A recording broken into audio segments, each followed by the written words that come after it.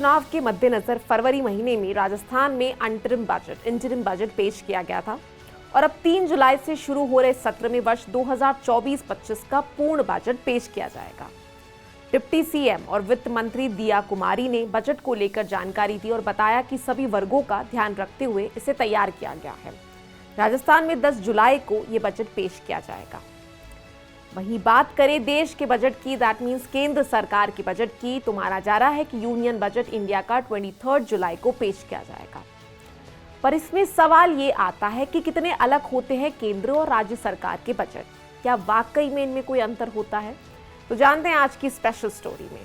तो क्या होता है आम बजट, दैट मीन्स जो केंद्र सरकार द्वारा बनाया जाता है। यूनियन बजट क्या होता है पहले वो समझते हैं। तो देश का आम बजट हर साल केंद्र सरकार पेश करती है। देश के फाइनेंस मिनिस्टर संसद में बजट भाषण पढ़ते हैं। पहले ये फरवरी महीने के आखिरी दिन प्रेजेंट किया जाता था, लेकिन प्रधानमंत्री नरेंद्र मोदी की सरकार ने 2017 में इस परंपरा को बदलकर 1 फरवरी कर दिया। केंद्र सरकार आम बजट में न सिर्फ इनकम और एक्सपेंसेस का डिटेल्स देती है, बल्कि आने वाले सालों में देश की इकोनॉमी किस तरह आगे बढ़ेगी इसका ब्लूप्रिंट भी देती है।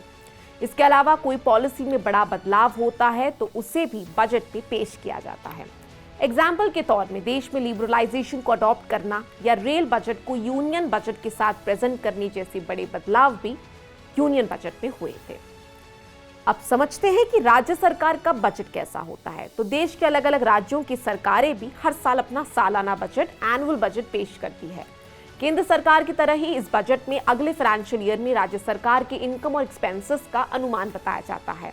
हर राज्य सरकार के राजस्व रेवेन्यू जुटाने के अलग अलग सोर्सेस होते हैं और उतना ही योजनाओं पे होने वाला खर्च भी अलग अलग राज्यों की अलग अलग योजनाओं के हिसाब से बदलता है। तो ये बजट भी केंद्र सरकार की तरह ही 1 अप्रैल से लेकर 31 मार्च तक के लिए मान्य होता है।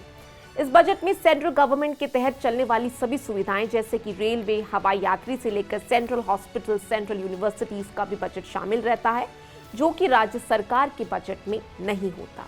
वहीं बात करें राज्य की बजट की, तो health, education, electricity, land development के अलावा राज्य की इरिगेशन फैसिलिटीज आदि भी स्टेट बजट में शामिल होते हैं। राज्यों के अधिकार क्षेत्र में आने वाली सुविधाओं में बढ़ोतरी को सरकार अपने बजट में शामिल करती है। इनमें कई बार सीमा क्षेत्र को लेकर क्लैश आते हैं, लेकिन लोगों की आमदनी पर लगने वाले आयकर, दैट मीन्स इनकम टैक्स का निर्धारण सेंट्रल गवर्नमेंट ही करती है। जीएसटी के बाद राज्य सरकार इनडायरेक्ट टैक्स भी नहीं तय करती है। वहीं राज्य सरकार अब एक्साइज और कॉर्पोरेशन जैसे टैक्सेस का निर्धारण करती है। तो अगर मोटा मोटा देखा जाए तो केंद्र और राज्य सरकार के बजट में कोई खास अंतर नहीं होता है, सिवाय कर जुटाने के तौर तरीकों में। जैसे सेंट्रल गवर्नमेंट लोगों से इनकम टैक्स के तौर पर डायरेक्ट टैक्स वसूल करती है, वहीं राज्य सरकार ऐसा नहीं कर सकती। तो राजस्थान के इस बजट में क्या बड़े ऐलान हो सकते हैं, हमें कमेंट सेक्शन में जरूर बताएं और चैनल को लाइक, शेयर, सब्सक्राइब करना ना भूलें।